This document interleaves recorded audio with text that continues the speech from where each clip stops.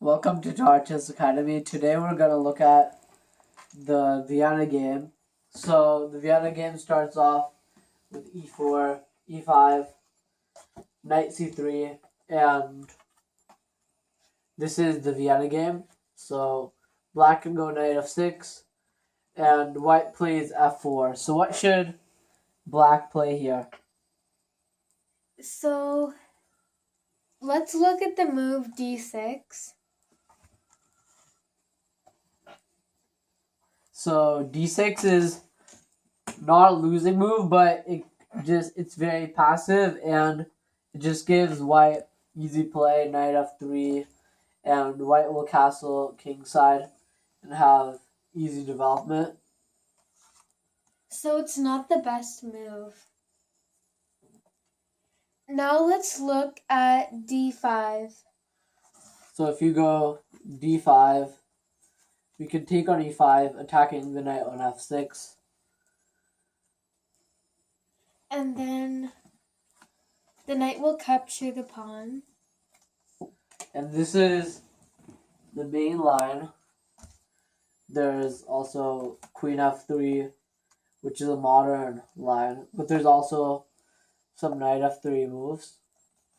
But why can't you capture on f4 in the first place?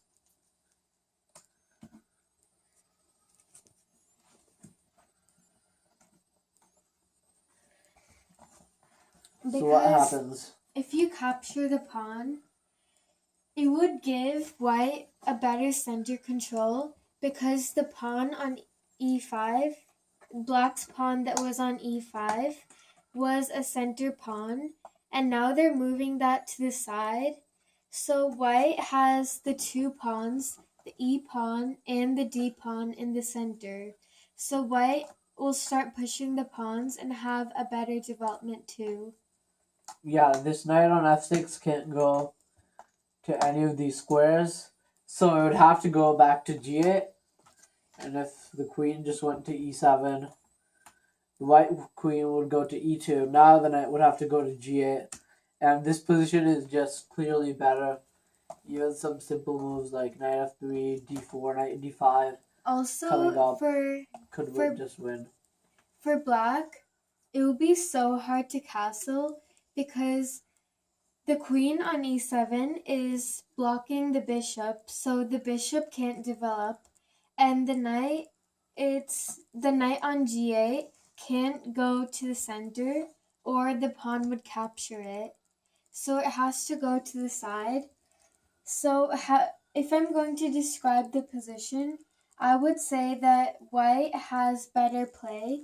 They have a better center control and better development, where black's king will be stuck in the center, and that's going to be an advantage for white. And also, knight d5 is a thing to watch for. And if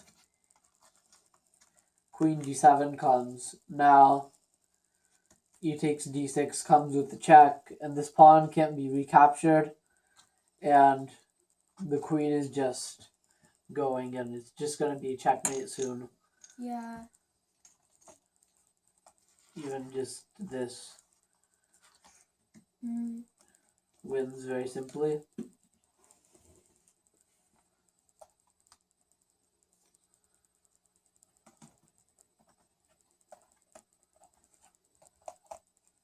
So let's go back to the main position.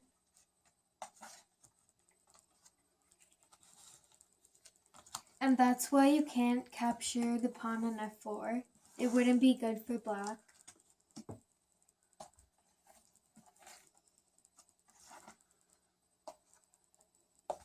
And remember, this is the Vienna game.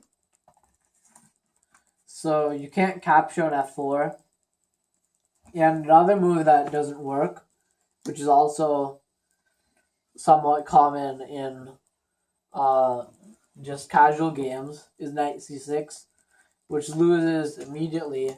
She just takes and d4. And if the knight would go to here to g4, then e5 would attack the knight on f6, and the knight on g4 would just fall. So this position is already very good for white. So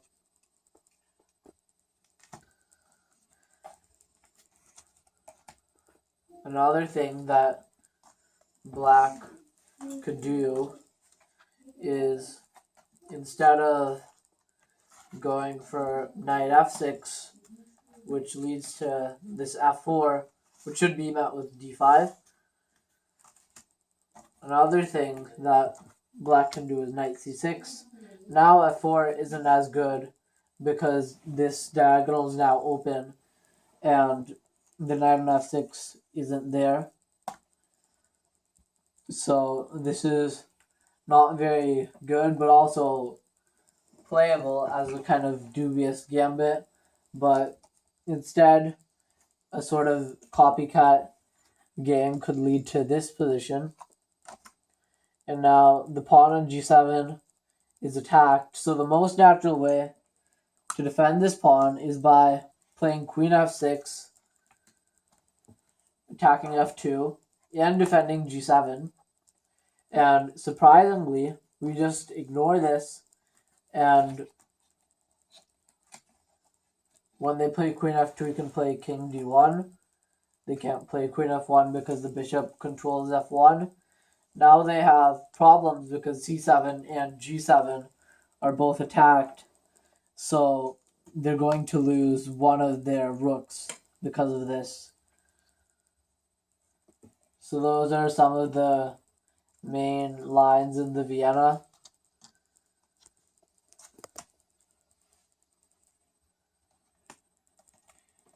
So I hope you understood, and see you next time. Bye.